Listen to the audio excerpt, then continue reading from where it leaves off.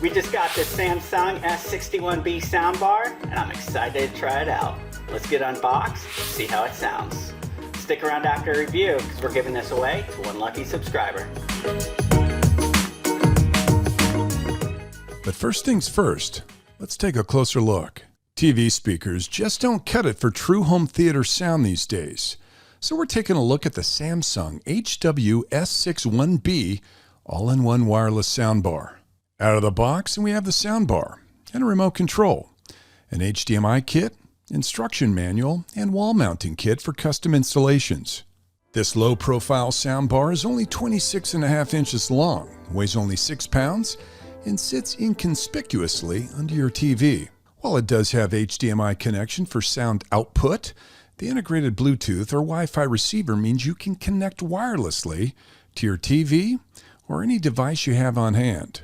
On board, you have a center speaker, 4 subwoofers, and 3 tweeters for true 5-channel audio. With additional speakers sold separately, you can create true 360-degree wireless surround sound. Specs and features are one thing, so let's connect it up and see how the Samsung soundbar performs in real life. We mentioned before that this soundbar has HDMI ports for wired sound, but we're going to go ahead and connect via latency-free Bluetooth. Straight away, you can hear an increased fidelity and rich audio coming from this little unit.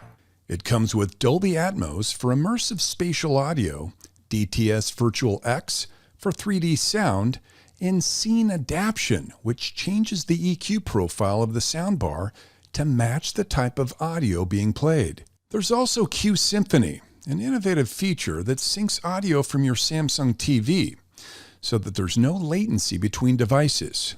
And you can control the soundbar through a number of mechanisms. There's Alexa integration, Apple AirPlay 2 for iOS devices, and a really cool new feature from Samsung called Android Tap Sound that allows specific devices to play audio when the device is tapped onto the soundbar. But most of all, we're impressed with the sound quality.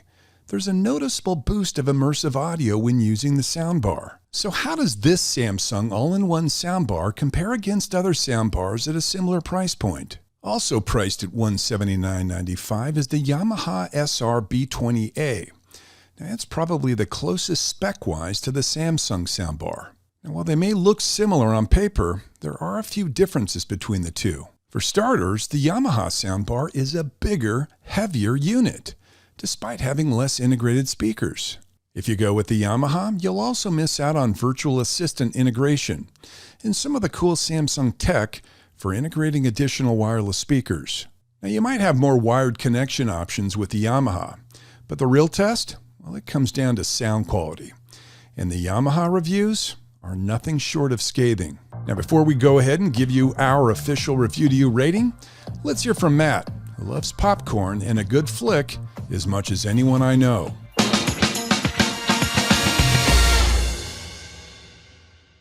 Well, I'm just gonna be blunt. I love this soundbar. I hate the white color.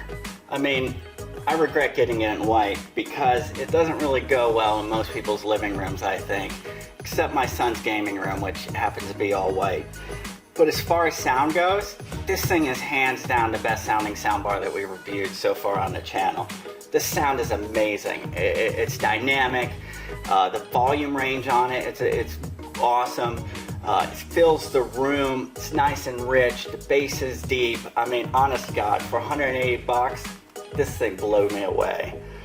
I couldn't recommend it more, just in a different color.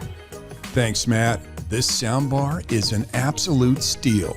Not just for the price, but for the absolutely beastie sound that comes from it. Now, we've reviewed some soundbars on this channel that come close to $1,000, and this thing holds its own amongst the more expensive models. With more features than we could ever test out, we're genuinely shocked that this thing is only $179. Our only complaint is the Samsung Air Tap feature, which does need a little tweaking. We're going to give it a 9.5 out of 10. From Matt and Gary, thanks for watching.